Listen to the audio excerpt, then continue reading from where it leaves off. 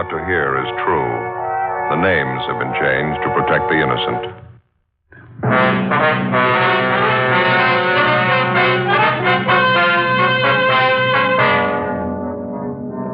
You're a detective sergeant.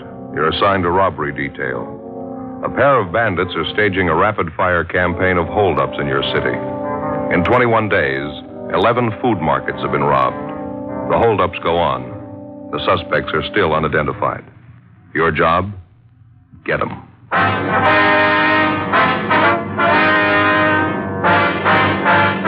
Dragnet, the documented drama of an actual crime. For the next 30 minutes, in cooperation with the Los Angeles Police Department, you will travel step by step on the side of the law through an actual case transcribed from official police files. From beginning to end, from crime to punishment, Dragnet is the story of your police force in action.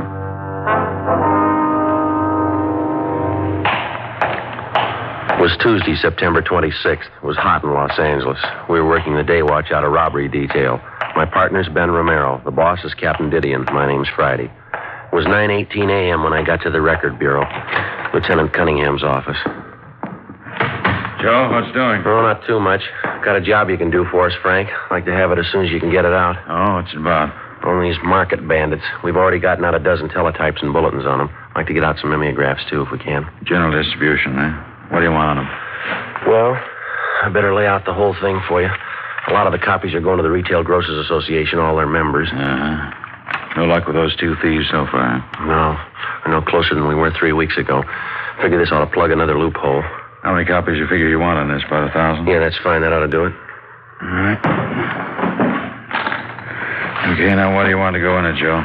Well, you better lead off with the first job they pulled. That was on the 3rd of this month. Makes it a little better than 3 weeks now. They hit a supermarket out on Pico. Okay. Got it? Ever since, they've averaged about 3 jobs a week. We know they're hitting nothing but supermarkets. All of them on main thoroughfares, no small neighborhood stuff. I got it. So far, they've confined their operations to the 77th Street Division and the county territories, generally the south end of town. They're 2 men, and they got a pretty well-established M.O. Well-established M.O., okay. They're hitting in the morning hours, usually from the time the markets open up until around noontime. They use a stolen car. 95% of the time, a car stolen from the industrial area. Cars they steal for the jobs are always either a Pontiac or Nash. Yeah. We also know they're dropping the stolen cars within a short radius of the holdup scene, about a half a dozen blocks or so. In some instances, they use a second automobile or public transportation, some kind of bus or streetcar, to make their getaway after they drop the stolen car. Just a minute, Joey. I'm sorry. Going a little fast, huh? Yeah. Okay, I got it. Okay. Well, let's see. All right, go ahead now. They usually pull up and park directly in front of the market that they're going to hold up. One of the men always remains in the car behind the wheel. Apparently, it's always the same man. Here's the description. Meager. We know he's good size. MWA. Fairly large build. Here's about the best description we've been able to piece together on the second man. Picked up a little bit from each victim. All right. Second man described as MWA also. About 5 foot 8 inches, medium build, 155 to 160 pounds. Always wears a hat. Yeah. Brown suit, rough material of some kind, maybe tweed. Want to smoke, Frank? Huh? Smoke. Oh, no. All right. When he enters the market for the holdup, the second man always holds a white handkerchief to his face as if he's wiping his eyes. Keeps most of his face covered with it during the robbery. He's armed with a nickel-plated revolver, possibly .38 caliber. We know the jobs are well cased because in almost every instance, the suspect goes directly to the manager of the market. Goes directly to the manager. He hands the manager a brown paper sack, tells him to put the money in it, and then he takes off. So far, he's never attempted any rough stuff, no gunplay. On 3 occasions, when the suspects got only small amounts of money at one market, they hit again in 15 or 20 minutes at another store in the same general area. They never make any attempt to disguise or conceal the license number on the getaway car. As I say, they always abandon the car a short distance from the holdup scene. I see, Okay, I got it. Well, that's about all of it, Frank. I guess you can boil that down into some kind of shape, huh? Yeah, okay. I'll have it typed up in a form. I'll get you a copy before we make the run, see if it's okay with you. Fine, thanks. It's not going so good, huh? No, it isn't, Frank. Pretty slow. I've been on top of the thing for a couple of weeks now. We're still looking for some kind of a break. Say, I understand Glenn Chandler from your office took off for some fishing down in Mexico, huh? Yeah. He's not doing bad from what I hear. I got a card from him yesterday. He's down by Keno Bay. Huh? He put the bite on me to send him a dozen martin plugs. Yeah. Fish must be hidden pretty good down there. Oh, that's what he says, yeah. Those big brown sea bass especially. I wouldn't mind getting in a couple of days down there myself. Excuse me. Yeah. Record Bureau, Cunningham. Yeah, just a minute. You, Joe. Thanks. Yeah. Oh, yeah, Ben. Mm-hmm. When? All right. Yeah, okay. Right away. Yeah, fine. Check that for me later, Frank. Might be a little change. What's the matter? Market bandits. They hit again. 9:38 a.m. Ben and I got in the car and drove to the scene of the bandits' latest holdup, a new supermarket out on Slauson near the intersection of South Broadway. After interviewing the manager of the store and all available witnesses to the robbery, there wasn't much doubt about the identity of the suspects. The description and M.O. fitted perfectly with that of the two men who'd been staging a whirlwind campaign of market robberies throughout the south end of the city for the past 3 weeks. The approach and execution of the holdup was the same in every detail, even to the stolen car they'd used, which was found abandoned a short distance from the robbery scene. There was only one deviation, and it was the first break we'd had in the case since it started. A woman customer at the market, a Mrs. Thomas Swanson, saw the holdup man as he left the store and ran to the getaway car. She told us that the car door apparently stuck when he tried to pull it open, and that he took away the handkerchief which he'd held to his face in order to pull the door open with both hands. During those few seconds, she got a good look at him. After taking the crime report and making our preliminary investigation, we brought Mrs. Swanson downtown. We had her check through mug books of all recent parolees from the state penitentiary, all ex-convicts with robbery records. After a couple of hours of checking mug shots, she couldn't seem to make positive identification. I'm very sorry, officer. It just gets a little confusing after a while looking at all these pictures. I did get a good look at the man's face. I just can't settle on one of these pictures, so... Well, from what you did see of him, Mrs. Swanson, the lower part of the man's face especially, can you find a good likeness in any of these? Well, yes, I can find good likenesses for some of his features, but none of them are all together in any one of these pictures here. Like the mouth and chin on this man here. Yes, ma'am. Is that pretty close? Almost exactly, I'd say. And then the nose on this one here, it's the very same. Mm-hmm. I just haven't seen any picture that fits them all together. You know what I mean, don't you? Yes, ma'am, I understand.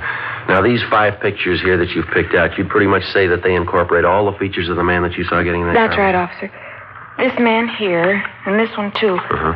I'd say the lower part of his face was exactly like that. The small mouth and mustache just like that, and the chin pointed like on this man. And the upper part of his face, would you say it resembled these others here? Yes.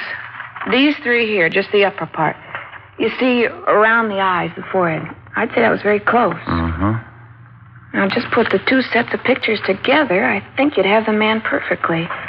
Sorry, I can't be more help to you. As I say, looking at all these books of pictures, it gets a little confusing. Well, you've given us quite a bit of help, ma'am. Thank you very much. Not at all. Is there anything else? No, thank you. Not right now. We've got your address and telephone. We'll probably be contacting you in a day or two. If you'd like to wait right here, we'll make arrangements to have one of the officers drive you back to your home, all right? All right. Thank you very much. You're welcome. Goodbye, ma'am. We'll be talking to you.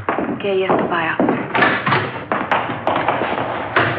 What do you think, Joe? Well, it's more than we had yesterday. Her description's the best we've got on the guy so far. How about getting a composite picture made up from the mug shots you picked out? Yeah, that's what I was thinking. Do you want to duck in and get somebody to drive Miss Swanson home? I want to go in here in the captain's office, fellow. Yeah, okay. Thanks, Ben. Friday, how'd you make out? Well, could have been worse, Captain. Woman find anything in the mug books? No positive identification. She picked out 5 of them she thought were close. I think maybe Putoff over at the crime lab ought to be able to make up a pretty good composite from them. Mm-hmm. She fairly positive about the man's description? Yeah, seems to have a clear idea. Good composite ought to help us quite a bit. You get this new description, that mimeograph you're having made up? No, not yet. I'm going to see Frank about it in a minute. Hi, Skipper. Ben? Got a hold of Jess Gonzalez, Joe. He's going to drive Mrs. Swanson home. Fine. Did you ask him if he checked on that last run we made through the stats office? Yeah, he picked it up. He and Frank Estrada are going to start checking the names this morning. It's not much of a list. Been pretty well picked over already. So all you got from the witnesses out there this morning? Description from this Mrs. Swanson? Yeah, that's about it. The rest of it was their usual M.O.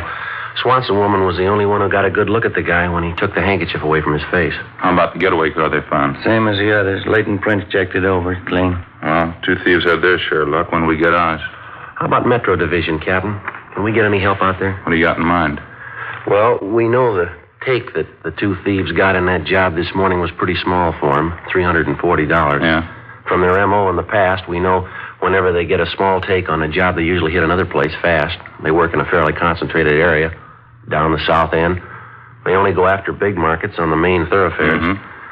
Well, I was thinking if we could get some help from Metro, put maybe 15 or 20 crews down in the area for the next couple of days, might stand a good chance of grabbing them. We were talking to Dick Tiernan over at the sheriff's office, Skipper. He says he could put some of his men down that area, too. Cover the county on the fringes, the territory around there. What do you think? All right, fine. See if I can get Stevens at Metro right now. Set it up.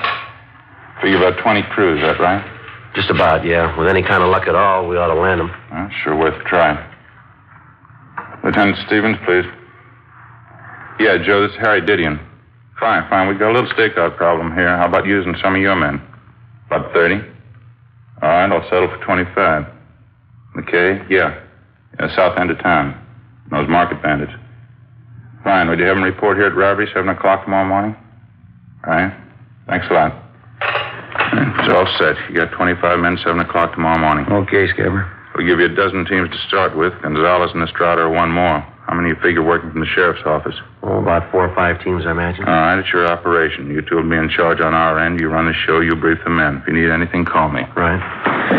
How about the overall plan, Skipper? You got any special ideas on it? Just one. Yeah? Get them.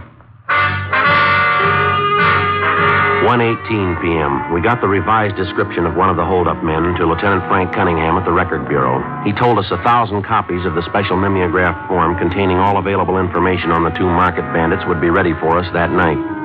We met with Sergeant Putoff, the artist at the crime lab, and he went to work making up a composite picture of one of the suspects from the mugshot selected by the robbery witness, Mrs. Swanson. When the picture was completed, we had Mrs. Swanson check it for similarity to the actual holdup man, and then we brought it back to the Record Bureau, where 1,000 copies were made of it. The pictures, along with the mimeograph forms, were sent immediately to the Retail Grocers Association for distribution to all market operators throughout the city. Additional copies of the picture and the information sheet were given to each man who was to work the stakeout when we met in the squad room at 7 o'clock the next morning. Besides the men from Metropolitan Division and the men from Robbery who were going to work with us, Lieutenant Dick Tiernan and Sergeant Dave Terry from the sheriff's office were also there for the briefing. Well, briefly, that's a rundown on the 2 suspects and the M.O. they follow. It's the same information and description on them you'll find in those memeo forms we handed out. Joe, you want to take over and give them their assignment? Yeah, all right. Well, if you'll just take a look at this pinup map here for a minute, I'll try and brief you on how the stakeout's going to go. The way we got it figured, anyway. Now, we've worked out a plan we think ought to be the easiest and the best way to work it. If any of you have any suggestions as we go along, we'd sure like to have them. All right, now, as you can see from the map here, the stakeout area is in the south end. It runs from, can you all see it from there? Yeah. Okay. It runs from Santa Fe Avenue over here on the east to Vermont Avenue on the west, running north and south. Now, we'll have to cover from Santa Barbara Avenue on the north down to Manchester. That'll be the southern boundary right there. That's the area the thieves have been working. And we're going to have 14 of our own crews covering that area, and Dick Tiernan and Dave Terry from the sheriff's office will have their men covering adjoining county territory. Now, we've broken the map down into equal units, as you can see here. Each unit will be covered by 1 car, and each of you will be assigned a unit number. Romero and myself will be an 80K. We'll have a roving unit. We'll cover the entire area. You'll have 3-way radios in your car, so you'll be able to contact us directly if you have to. Now, if you'll check the map again, you can see these green pins we've placed here. Well, each one of them represents a market robbery. Now, notice that every one of them is on a main thoroughfare. See, Manchester, South Broadway, Vernon, South Hoover. Now, I don't have to tell you that that's where you'll have to keep a sharp watch on the main street. Each of the individual units here on the map will be covered by 1 car, as I said. Each one's roughly 9 blocks square. Now, you'll be responsible for the area assigned to you. We haven't got too much time, so before we go down the list to assign the areas, have you got any questions? Any questions at all? Yeah. Suppose there's a 211 call in somebody else's area. I mean, other than the one you're assigned to. Do we leave our area and head over there? No, Jess, I meant to bring that out. If there's a robbery call in somebody else's area, stay put till you get a call to lend a hand. Oh. Anything else? Yeah, how about the managers of these markets? They've been briefed on the stakeout? They know we're going to be covering the area? Yeah, they've all been alerted. Now, in case of a holdup, they might try to contact you directly. They'll be looking for you. You'll be looking for them. That it, Bob? Is that covered for you? Well, yeah, but I'm just wondering about this number 2 suspect, the one who drives the getaway car. Yeah? Well, it says here on the dope sheet, number 1 suspect carries a nickel-plated revolver. Now, how about number 2? He carry a gun? Well, I wish I could answer that. We don't know. All the information we got on him is on the sheet right there. I see. Well, they never try any rough stuff anyway, do they? No gunplay. They never hurt anyone. No, not yet. Don't let him make you the first. 7:30 a.m. We finished handing out the assignments, and the men left to take up their stakeout positions in the south end of the city. 2 men to a team, each team in a 3-way radio car, each car to patrol a designated 9-square block unit. There were 20 such units within the frame of the overall stakeout area. At the same time, cruiser cars from the sheriff's office, operating on their own radio setup, began patrolling the fringe positions which fell in county territory. Through Control 1 at our communications division, we kept in continual contact with them. 8 a.m. All the cars were in position, each of them patrolling their individual 9-square block unit. The first 2 hours passed, no reports, no sign of the market bandits. Between 10 a.m. and noon, half a dozen possible suspects were stopped and questioned by different teams and then brought to the 77th Street Division for processing. All of them were eliminated. The afternoon of the first day went pretty much the same. We had shakedowns on 4 parked cars in the area and more shakedowns on possible suspects. Nothing materialized. The next morning, Ben and I, along with the other 32 men in the stakeout, picked up where we'd left off. Again, no sign of the suspects, no reports. The morning of the third day, the stakeout detail met in the squad room as usual and then left to take up their regular assigned positions. 7:35 a.m. How about it, Joe? You ready to go? Yeah, just a minute. Okay, let's go. I'll get it. Okay. Robbery Friday. Yeah. Where? When was that? Yeah, right away. Oh, come on, we gotta hurry. What is it? Market bandits, maybe we got them. 7:50 a.m. Ben and I arrived at the intersection of 58th and San Pedro Streets. 2 of our stakeout cruiser cars were pulled up at the southwest corner. One of the teams was Jess Gonzalez and his partner Frank Estrada. Gonzalez briefed us on what had happened. Victim's the owner of the supermarket down the block in San Pedro. He was walking from his house to the store, and he passed the corner here about 7:35 a.m. Had $340 on him. Part of yesterday's receipts from the store. They got him right up the street there, took every dollar of it. You sure it was a market bandit? An M.O. description, they check out all the way. We had 2 teams on as soon as we got the word. Located the holdup car a minute ago. Where is it? Down in Avalon Boulevard. Well, how about the thieves, Jess? Car was empty, no trace of them.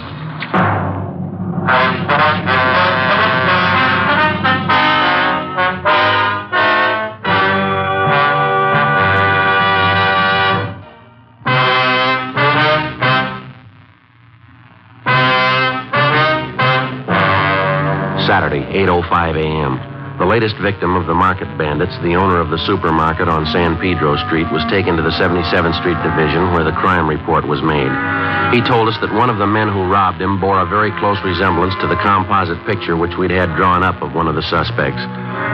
We figured we missed grabbing the holdup men by a matter of minutes. Even though some of our units were in the general area at the time of the robbery, it did little good. The victim had delayed reporting the holdup for a full 5 minutes because the bandits had threatened to find him and kill him if he did. Despite the fact that they'd changed their M.O. to the extent of robbing the store owner on the street instead of in the market proper, we had no doubt that the same 2 men we were looking for had committed the holdup. The abandoned car which they'd used in the robbery was gone over for fingerprints, but it was clean. Meantime, the stakeout went on. Saturday passed. Sunday, Monday, nothing. No leads on the suspects, not a trace of them. Tuesday, the same thing all over again. The operation settled down to a dull routine. Tuesday night, we checked the closing of the last market in our stakeout area. 10:45 p.m. Ben and I drove back to the 77th Street Division. Every day seems to get a little longer. These lousy stakeouts sure don't wear very well on me. Yeah, I don't know what the setup's going to be if we don't get a break pretty soon. We can't hang on to the gang from Metro Division forever. Joe has been a bad month. All I need now is a visit from the in-laws. Yeah. That'd do it up fine. You talked to Jess at dinner, didn't you? Yeah. What'd he say about those 2 men they picked up on South Main this afternoon? They brought them in for processing, checked them out. Couldn't find anything wrong. Both of them clean. Mm-hmm. Go ahead. Yeah. How about grabbing something to eat after we check out, huh? Okay. You want to stop by Johnny Cokin's? What about a French dip sandwich? How's that sound? Haven't had one for a long time. All right, suits me. What was that? Oh, sorry, I don't. Oh, wait a minute. He just came in. It's for you, Friday. Turn in from the sheriff's office. Oh, yeah, thanks, Bob. Friday talking. Yeah, Dick. Just now? Yeah, we'll be over right away. You got anything? Market bandits pulled a holdup a couple of minutes ago in a store on Graham Avenue. It's out in county territory. Yeah? One of the sheriff's units took the call, chased the holdup car 2 miles. They get the thieves? Well, you're half right. Huh? They got one of them. 10:52 p.m. Ben and I drove to the sheriff's Firestone substation where the market bandit suspect was taken after his apprehension. When we got there, we talked to Deputy Sheriff Sergeants Eddie Jones and Mel Viney, who'd made the arrest. They said they arrived at the scene of the holdup, the market on Graham Avenue, a few moments after the bandits pulled away in their stolen Nash sedan. Jones and Viney gave chase, but when they finally forced the holdup car to a halt, the driver was the only one in the car. Somewhere along the route of the 2-mile chase, the second robbery suspect had succeeded in jumping out, along with the loot taken in the robbery and making good his escape. A broadcast in the bulletin was gotten out immediately. The holdup suspect they'd apprehended had been fingerprinted, and they were checking on his identification downtown. Ben and I went in to talk to him. Jones and Viney stood by while we questioned him. I still don't know what it's all about. Property clerk will give you an itemized receipt for everything you have on you. Take everything out of your wallet now. Spread it out on the table. You're making a pretty big thing out of nothing, aren't you? I haven't done anything. You want to check those things from his wallet, Ben? The cards and some of those papers? Yeah.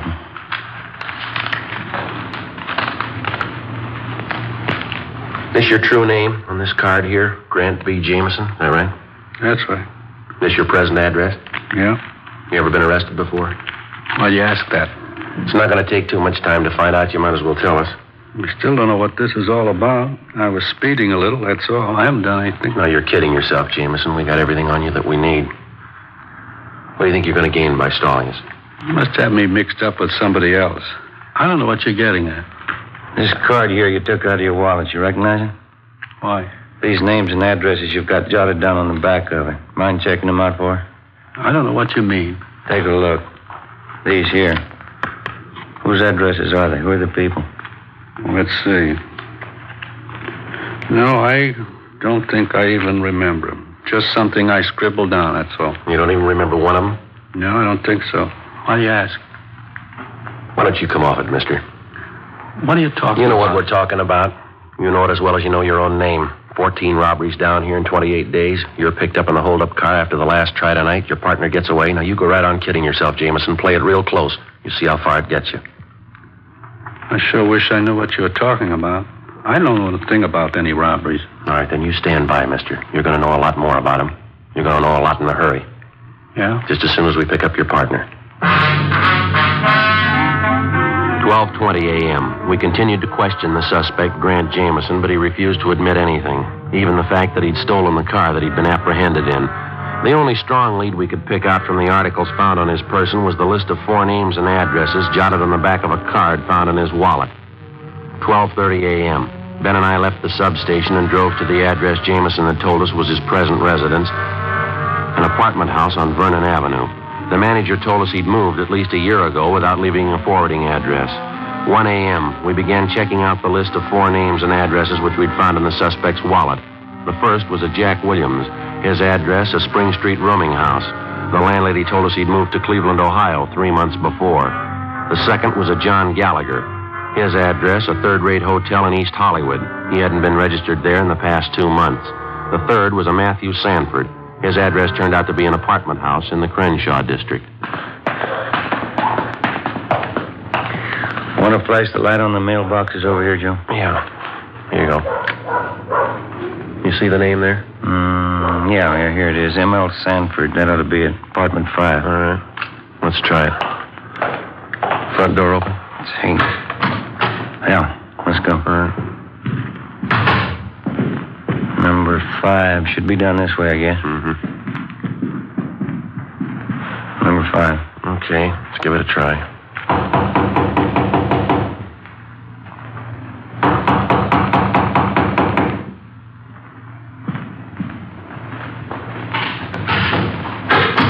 Grant, that you? Police officers. You Matthew Sanford? Get out of here. All right, hit it, Ben. Yep. All right, come on. Put the gun down. Drop it. I got it, Joe. All right, get your hands out. I'll cover him. Look around, huh? All right. What is this anyway? What's the idea? You tell us. You pulled the gun. You got no business in here. You got no right. All right, you just stand still. We'll explain it downtown. Money sacks, Joe. Found them in the desk. Same market they hit tonight. All right, Sanford. You got nothing from me. I don't know what you're talking about. Get his coat, will you, Ben? Yeah, all right. What are you trying to build anyway? You haven't got anything on me? 14 robberies, mister. That's what we got on you. You think you got proof? We got it. Yeah? 14 victims. Come on, let's go.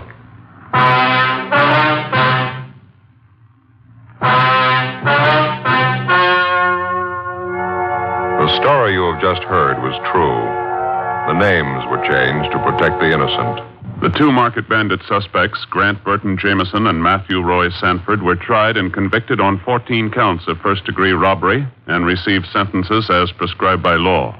First-degree robbery is punishable by imprisonment in the state penitentiary from 5 years to life.